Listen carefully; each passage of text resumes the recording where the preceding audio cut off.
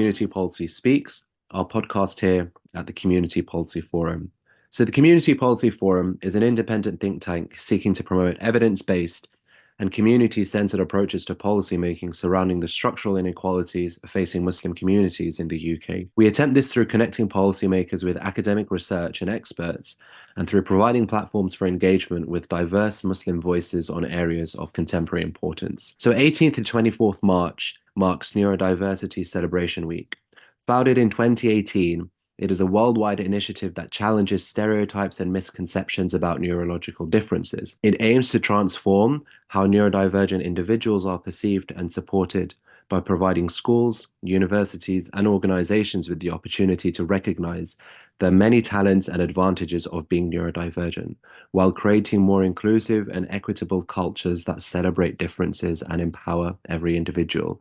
So today we are going to discuss neurodivergence in the context of race and Islamophobia. And to do that, we'll be joined by some wonderful guests. In the first part of today's episode, we're joined by Sumaya Pasenbegovic, who's joining us all the way from Toronto in Canada.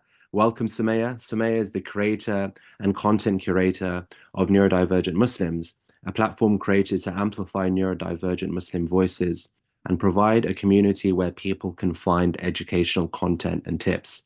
The Instagram account and website have become a hub for neurodivergent Muslims seeking safe spaces where they are understood. Contributing to research on neurodivergence and religion, Sumaya seeks to further the level of understanding Muslim communities have about neurodivergence and to incite change in the broad world of neurodiversity. Sumaya, the first question I wanted to ask you is just a little bit about your personal motivations behind establishing neurodivergent Muslims. So my personal motivations behind it, first, thank you for the incredible introduction and for this opportunity.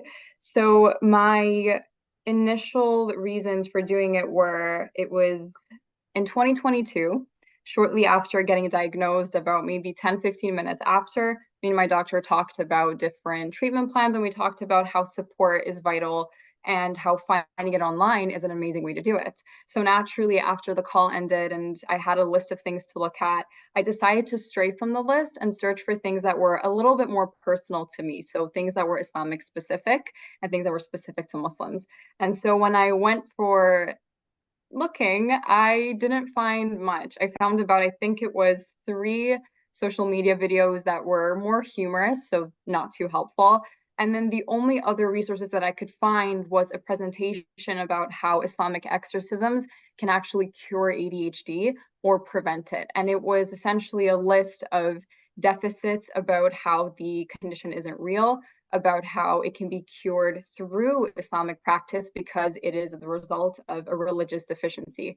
And so after seeing that, of course, it was very, very disheartening. It was incredibly difficult as well. But luckily, I had my psychological background to fall back on.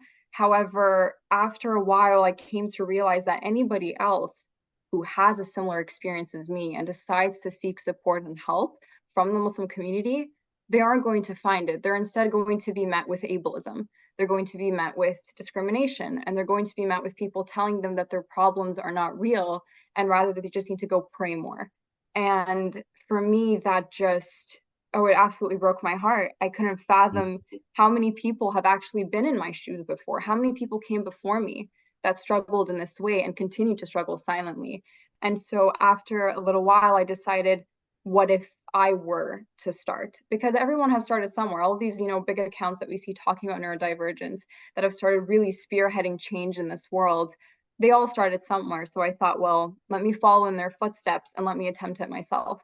And so Neurodivergent Muslims was born. And my goal, quite literally, and the first thought that I had as I was starting it was, I'm going to flood the internet with so many tips and education and just dispelling all of these misconceptions about ADHD and being Muslim, that anytime anybody else gets diagnosed in the future and they go searching for something, they're not going to find what I find. My plan was to literally just bury the ableism and flood the internet with things that were actually going to help them. And alhamdulillah, over the course of about almost a year and a half now, it's actually worked. No, that's so amazing and inspiring to hear. I hope that, inshallah, your journey goes from strength to strength, that you're able to reach out to as many people as possible worldwide. I mean, it's testament to your work that we're based in the UK. We came across neurodivergent Muslims.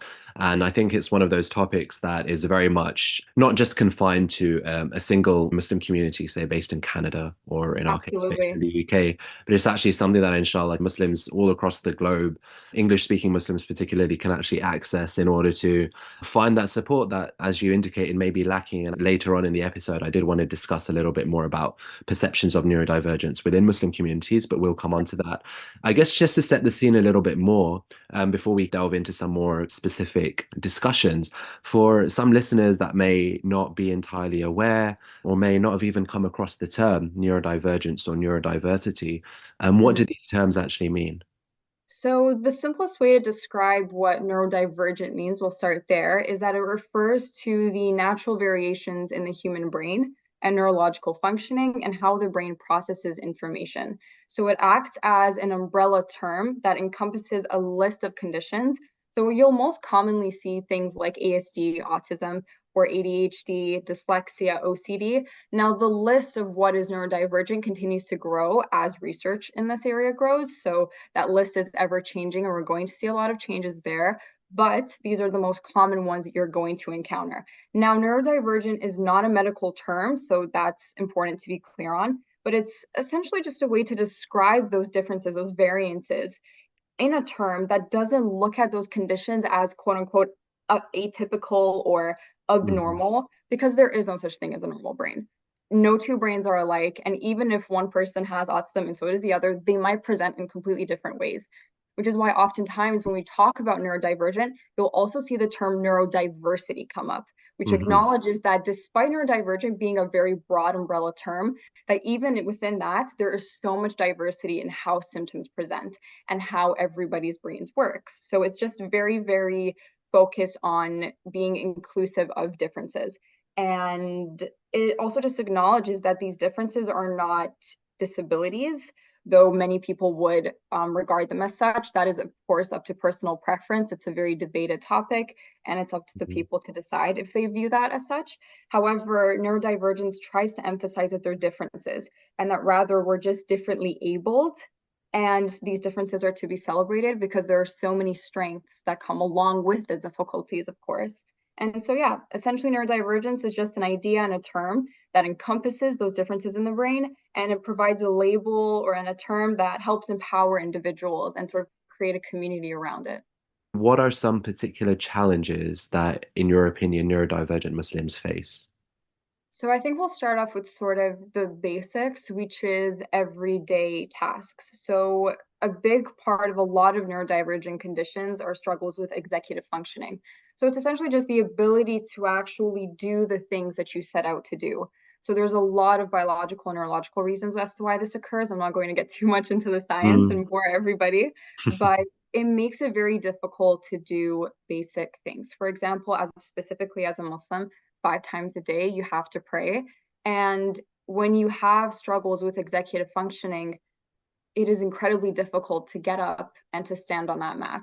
And there's not a lot of understanding when it's coming from a neurodivergent perspective because people somehow cannot understand. That's not to say all people, but there seems to be a difficulty with people understanding that I simply cannot do it. For example, there's something called ADHD paralysis, which is due to executive function problems, where you are paralyzed and you cannot get up and do something. No matter how much you try to tell your body to do it, it simply does not want to work with you and you struggle to do it. So you have basic things like prayer, which is a simple tenet of the faith and has to be done every single day. Neurodivergent Muslims struggle with that immensely. So getting it done on time, getting it done properly, remembering all the steps, remembering whether you did the steps or not, whether you did them properly, this becomes an everyday struggle. And that's just a small example. And for example, we have Ramadan coming up in just a couple of Mhm. days, so a very huge month for Muslims. That disruption in routine, particularly if somebody has autism, becomes incredibly difficult. Your whole life is kind of turned a little bit upside down. Your routines have to be shuffled around. And that can be incredibly difficult for neurodivergent people, especially if they're on medication, which many neurodivergent individuals are. So, a lot of these central tenets of the Islamic faith become very difficult to practice due to these difficulties. So, That's just a part of it. But then there's also the experience of being neurodivergent and Muslim, which of course, you cannot separate it from Islamophobia because it's a very, very particular struggle to have as a neurodivergent Muslim. And we'll touch on that soon. But I would say just the basic things are the most difficult. The things that are supposed to be sort of the simplest part of the faith, right? Neurodivergent Muslims will struggle with, but it's also about not having that understanding, not being able to find it within your immediate community, which is such an important part. Support is huge for neurodivergent individuals. It's huge for everybody, but particularly neurodivergent individuals. But when you are Muslim and neurodivergent, the communities are not very receptive and not very understanding. So do you feel that neurodivergent Muslims experience Islamophobia differently to other Muslims? And if so, how? It's a very, very interesting question. And I would argue that neurodivergent Muslims do experience it differently. And I'll start with neurodivergence first. So Mm, throughout childhood, you'll find a very common experience with neurodivergent individuals. Not to say that it'll be the same across the board, but it's very, very common that your entire life you feel quite alienated. You feel quite different. You're discriminated against from beginning to end. And whether that's in person or whether that's online, since that's become extremely important in our day-to-day world, mm, it's very, very difficult because you already experience discrimination for just being who you are. For the most basic thing, which is how your brain functions, you experience massive ableism, massive discrimination. Now, typically, when we look at Muslims who experience Islamophobia, they have the ability to turn to their community, whether that's their local mosques, their local masjids, or just any groups of Muslims where they come together. It's very, very common, particularly in the UK and Canada as well, where I am. And that's amazing. It helps a lot when you experience discrimination to be able to turn to a community. Now, because neurodivergent individuals experience alienation, not just in the world as is, but particularly in Muslim communities, where are neurodivergent Muslims who experience Islamophobia supposed to turn? It becomes incredibly difficult to find support.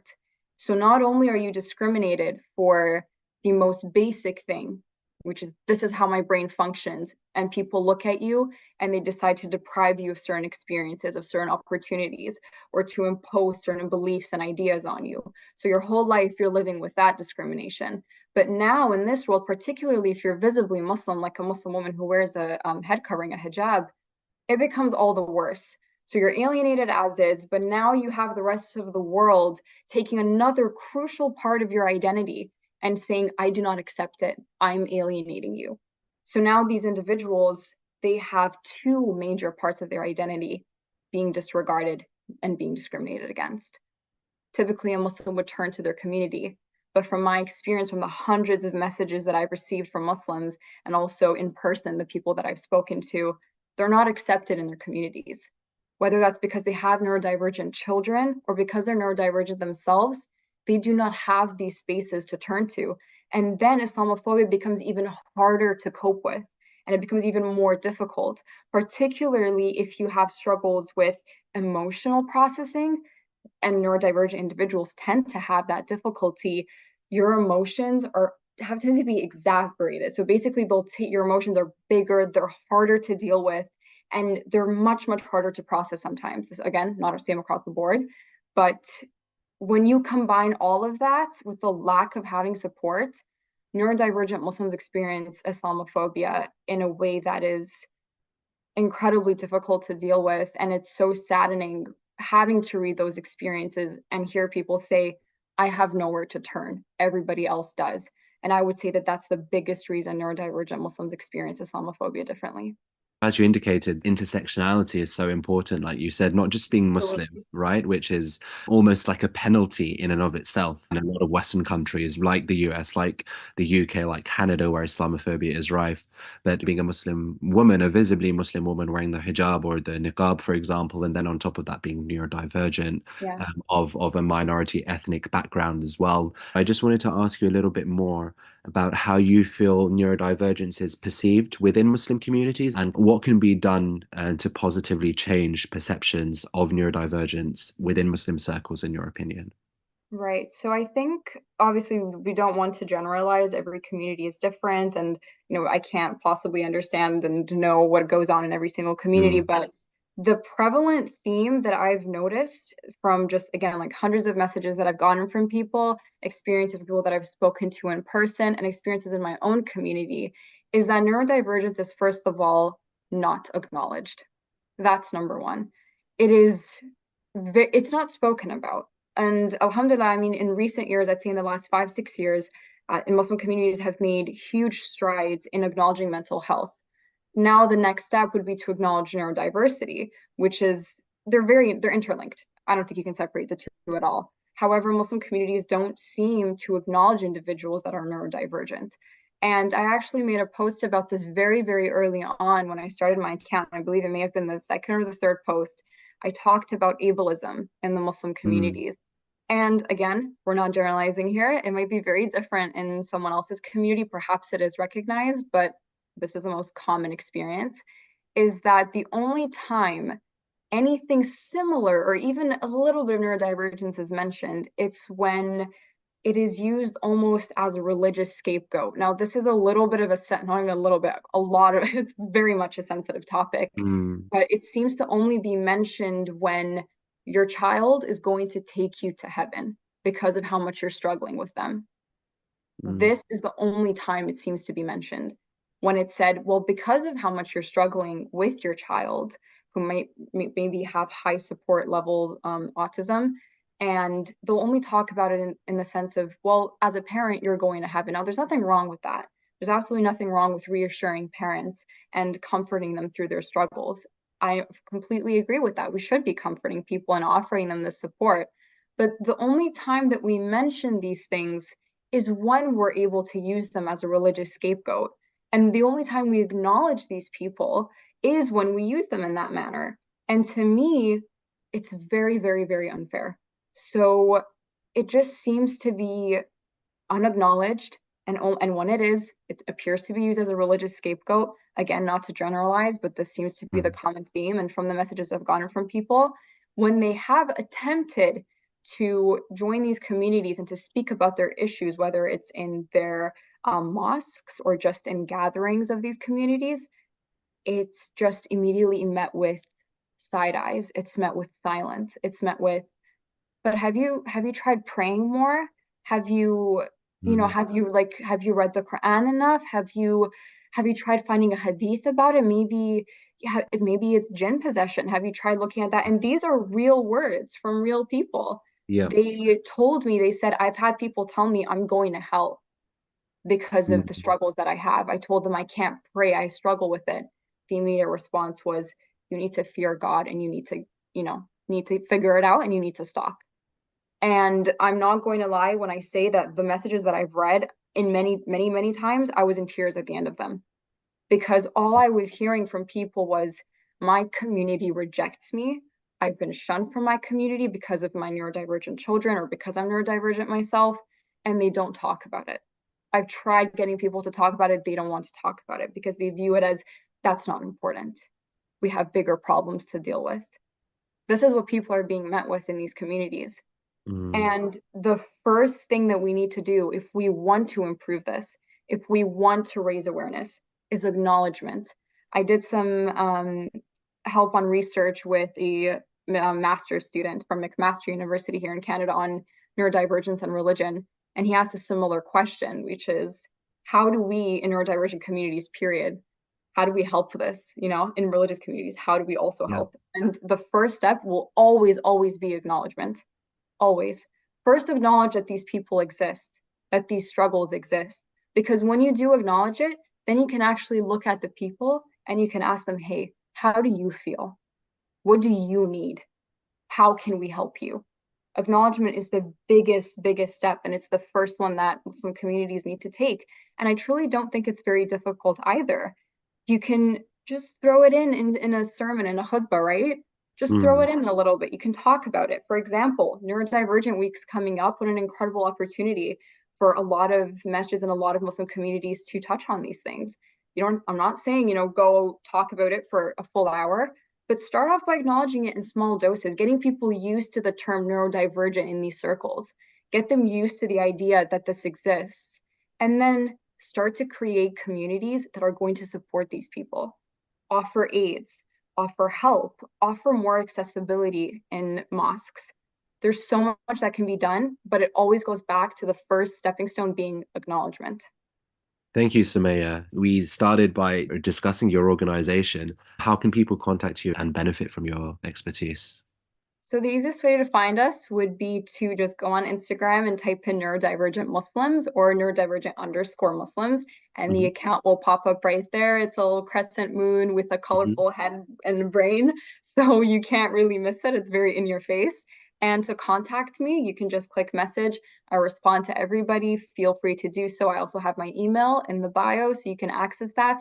Our website is called Neurodivergent Muslims, and it's also linked on the Instagram account. So you're able to access all of these resources, as well as the journals and the planners. You can find all of this in the freebies all on my Instagram account. I would suggest to go there first.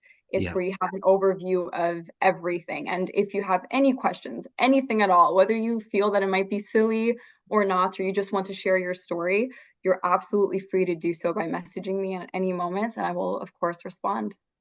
Thank you so much, Samaya. The Instagram handle and website will be in the description below. So please do make sure you check out the amazing work that Samaya is doing, the amazing work that Neurodivergent Muslims is doing. I pray that, inshallah, your organization can go from strength to strength. May Allah reward you for the brilliant work that you're doing in this area. Hopefully, this lays the groundwork for further work when it comes to neurodivergence and Islamophobia moving forward. Thank you so much, Samaya. Thank you so much. Thank you so much for having me. So, on the second part of today's episode of Community Policy Speaks, we're joined by two more wonderful guests in order to continue this discussion around neurodivergence, race, and Islamophobia. Firstly, we're joined by Mel Green. Mel is a former primary school teacher and now a lecturer in education studies and a fourth year postgraduate student at the Open University.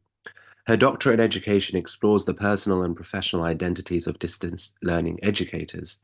Mel has engaged in research scholarship exploring the use of innovative technologies, humanizing teaching strategies and identity work to create a sense of community for distance learning students. Secondly, Dr. Claire Malcolm is a lecturer in politics and international relations who was awarded her PhD from Cardiff University and who now works in the Open University's School of Social Sciences and Global Studies. Claire has undertaken research projects for the Welsh Assembly Government and for UN Women and is a specialist in EDI, Equity, Diversity and Inclusion. Mel and Claire create and deliver training in the implementation of anti-racist practice in higher education to various universities and have recently co-authored the Frontiers of Sociology article, Degrees of Change, the Promise of Anti-Racist Assessment. Both Mel and Claire are mothers of two autistic children, one diagnosed and one awaiting assessment, meaning they both hold a personal and a professional interest in issues relating to neurodiversity and special educational need provision. They are currently writing a book titled Mothering at the Margins, which explores the experiences of Black mothers of autistic children. Thank you so much, Mel and Claire, for giving up your time to discuss your work, your research, and your personal experiences around this important topic. So I wanted to come to you first, Mel. Could you please tell us a little bit more about your research, particularly the current piece of research that you're undertaking in your book and the inspiration behind it? Well, thank you for having us. That's the first thing I'd like to say. Yeah, so as you mentioned in the introduction, my eldest son was diagnosed with autism in 2020, and the journey to get him diagnosed was fraught, I guess, and involved many different practitioners and professionals. There was lots of fighting and conflict, and me having to push for things that I felt that he deserved and he needed. So I was aware that to advocate for a child who has special educational needs, that there is effects on the parent, And I really wondered whether other parents were experiencing the same thing. I looked for parents on social media, parents of children with SEND on social media, and often found that they were white. And I began to recognise that this was quite an important factor when I was trying to find people that were experiencing the same experiences that I was. So in 2022, I was invited to present at an event held by an academic called Jan Etienne. It was a event called Contemporary Womanist Developments in Black Feminist Theory, and it was held at Birkbeck University. At this conference, I discussed the lack of research into Black women's experiences of raising autistic children and the intersections of race, gender, and disability. It went really well. It was really well received, and people were interested in the topic. Then fast forward to 2023, and Claire, Malcolm and I met on Teams, actually, on a Teams call through a university initiative. It turned out that we'd worked at the same university for the last 6 years, but with the Open University, because it is distance learning, it's very easy to have colleagues that you've never met or ever heard of. So this is the first time we found out about each other's existence. And on that Teams call, Claire introduced herself as being a parent of an autistic child. And for me, that was like ding, ding, ding. I was so excited to have met another kind of Black woman who was also an academic, who was also a mother, and who was also a mother of an autistic child. So I messaged her directly, and we spoke on the phone, and we hit it off straight away. Not only sort of, you know, did we have the same kind of experiences of raising autistic children, but our values, our humor, our just very much many things are aligned, and we talked in detail about our experiences of raising our children, and we just noted that there were so many similarities in those experiences, and we wanted to explore them in more detail. So we decided that we were going to put together our own research project through a method called collective autoethnography, which is kind of, autoethnography can be described as kind of, you know, keeping a diary, I guess, you know, logging, recording your own experiences of something. And the collective part was that we were doing this together. We were kind of doing it in conversation through WhatsApp messages, through emails to each other. So we were kind of doing that on the side, and then we began collaborating on a number of academic projects at the university. We published our first journal article together. And while that was happening, we were approached, well, I was approached directly by a scout agent for a publisher called Live Places Publishing. And it turned out that Jan Etienne, who I mentioned earlier, was editing a selection of books for a gender study collection and had given my name to the publisher. And when I put this to Claire, we felt that this was perfect timing, as we'd both begun to notice that our second children were displaying autistic traits, and that we were going to have to begin a second journey of gaining diagnosis for those children.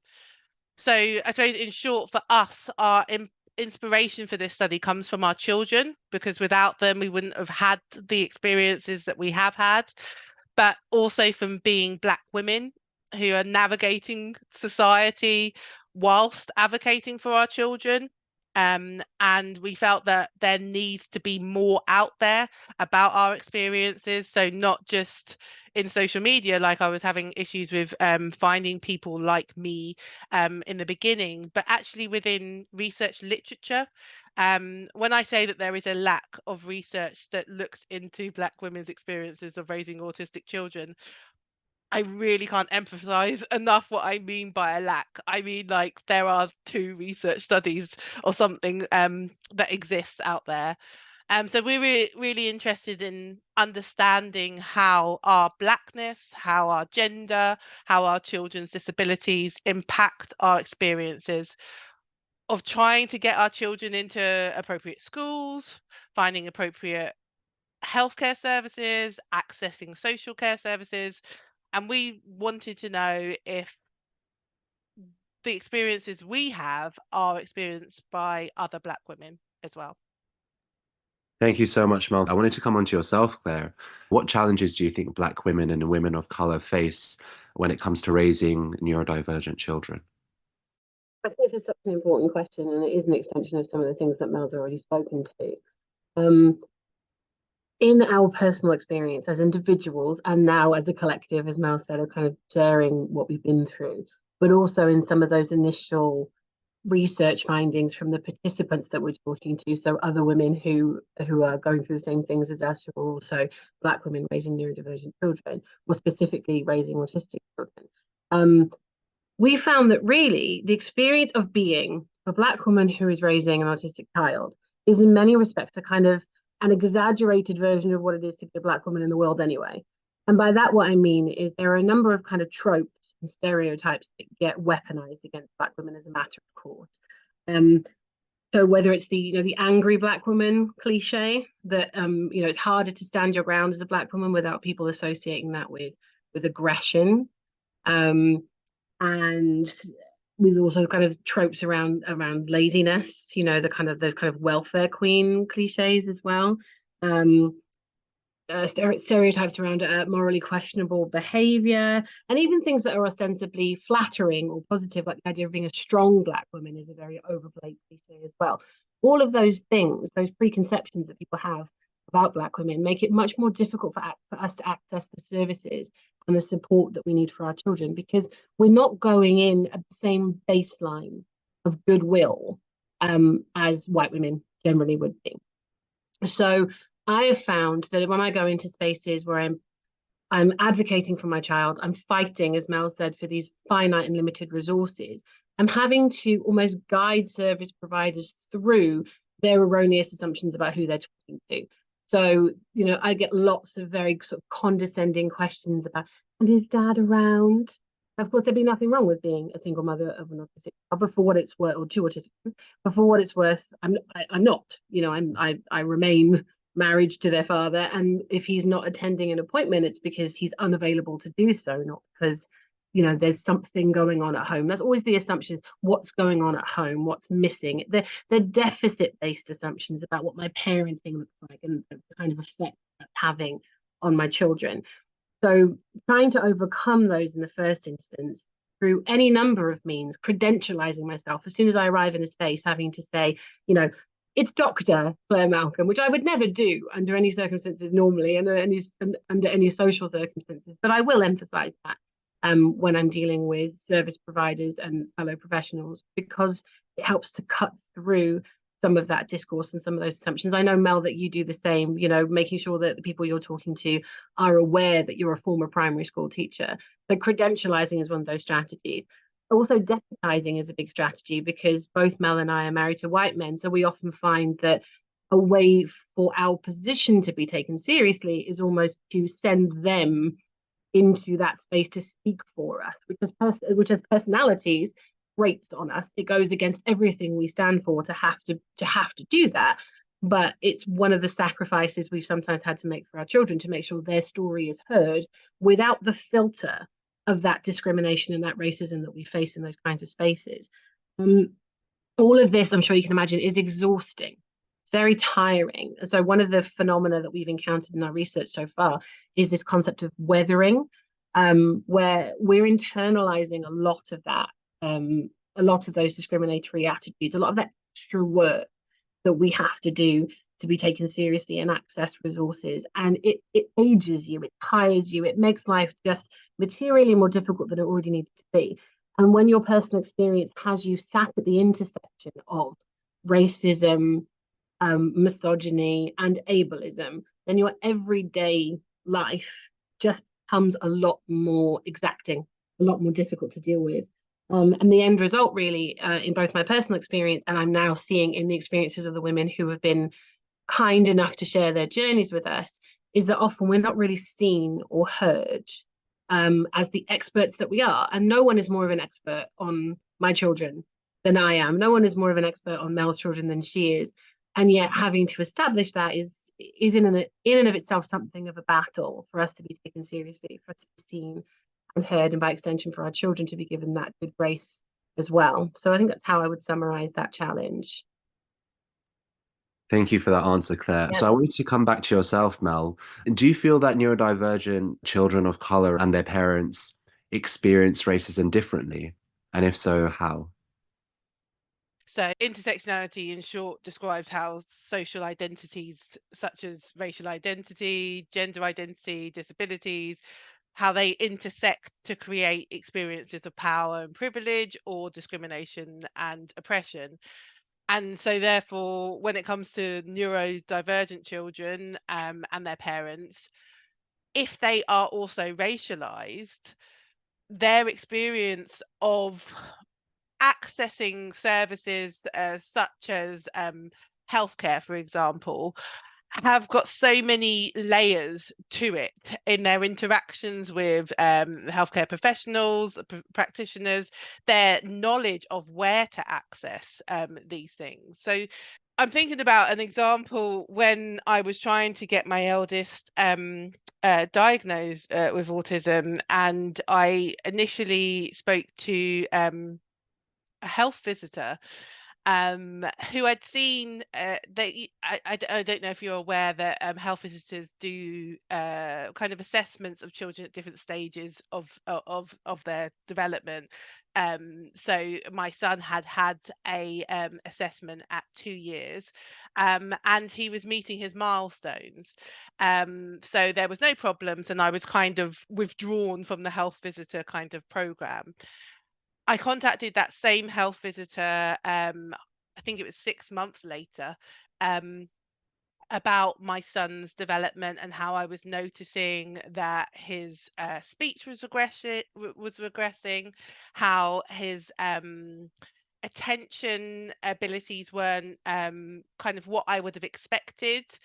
And the health visitor was very much focused on the fact, well, 6 months ago, we had no worries at all.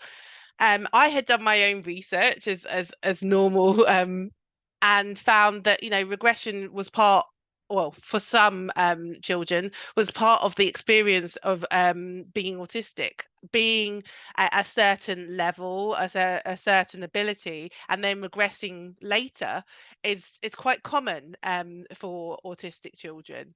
So I kept on reminding her of this, and I was really pushing for a further assessment. But I was doing so, I believe, and my husband, who was also on the call, calmly. I was being very assertive, but I was being perfectly calm. Towards the end of the conversation, the health visitor told me to calm down. Now, I hadn't raised my voice, I hadn't sworn, I hadn't accused her of anything, I hadn't been combative in any way, shape, or form.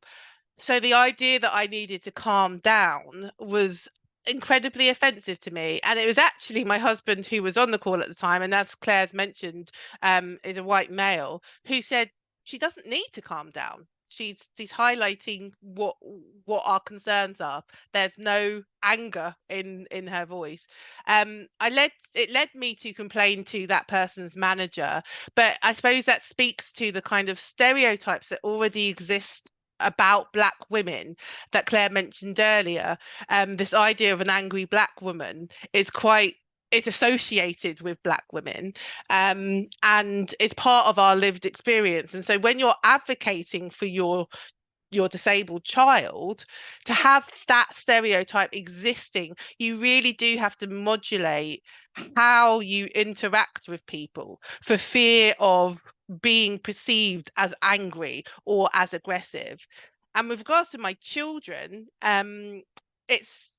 it's been the same with my eldest is a very cute boy and a very loving boy, which again goes against stereotypes of autism. People have told me that autistic children are incapable of love. In my journey to sort of understand autism, But my son is not incapable of love. He's a very loving boy, but he's also quite indiscriminate when it comes to his loving. So he'll go up to people in the supermarket or a park, and if he takes an interest in them, he might go and hug them. And right now, that's quite cute. Okay, he's 7 years old, and that can be seen as, oh, there's a child that's come to hug me. That's quite nice. But I have this worry as he gets older, the perceptions of Black children, his touching of a random person in the general public could be perceived as something else, something that it is not, because of those stereotypes, those biases that exist already about Black boys. So these different layers of, are my interactions being negative because I'm Black, because my son's disabled, because I'm a woman, or all of them all at once, is part of that experience of racism, of racial disparities, and it's part of the kind of internal monologue that we have going on as Black mothers of autistic children. Is it because I'm a Black woman? Is it because my child is disabled?